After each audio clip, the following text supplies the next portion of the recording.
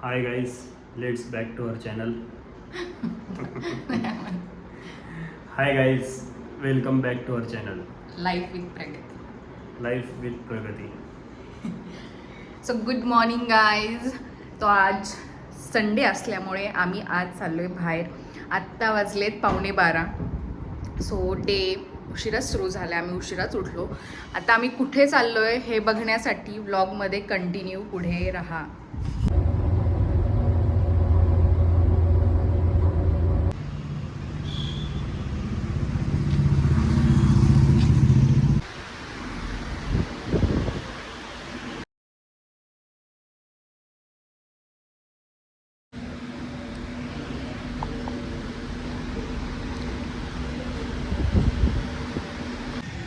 So कशी होती विकू बाटी, दाल वाटी Third class.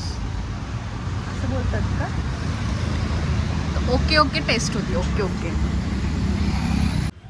सो ही ना गाईज, ही डाळ ना आम्ही इथं जानेवारीमध्ये राहायला आलो. तर जानेवारीमध्ये ना 14 तारखे संक्रांतीच्या वेळेसच आम्ही इथं राहायला आलो तरी की नाही. तर संक्रांतीच्या वेळेस येताना मम्मीने मला वाण दिलं होतं. त्या वाणामध्ये काय हे चणा डाळ होती.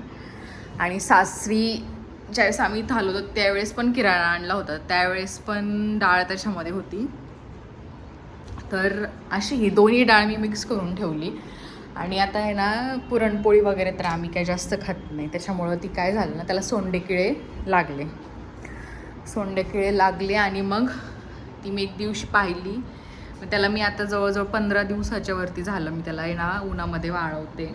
मग एक दिवशी काय झालं, आमच्या शेजारच्या आजी आल्या होत्या, त्या मला म्हटल्या की धुवून त्याला एक की नाही धुतल्यानंतर ते सोंडे किडेवरती येतात, तर ते धुवून मग वाळू. मग मी त्याला 2 दिवस झाला तर धुतले आणि आता ते मी वाळू घालते.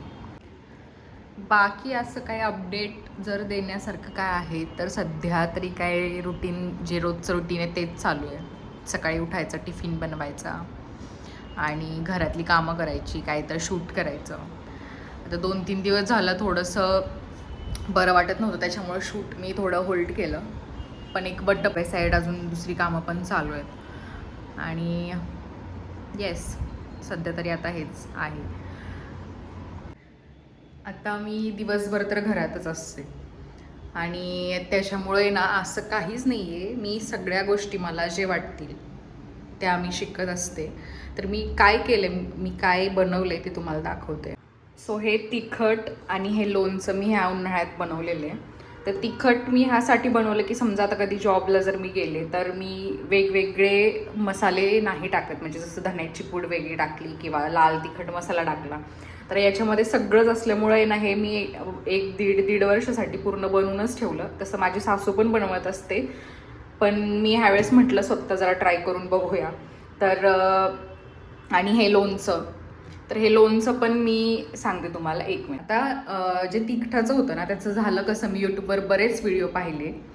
पण मग काय झालं, आमच्या इथं नाशिकमध्ये होलसेलचं एक आहे ना म्हणजे पूर्ण व्यापारच आहे तिथं आहे ना. नेमकं मला इंस्टाग्रामवरती तो व्हिडिओ व्हायरल झाला त्या शॉपचा.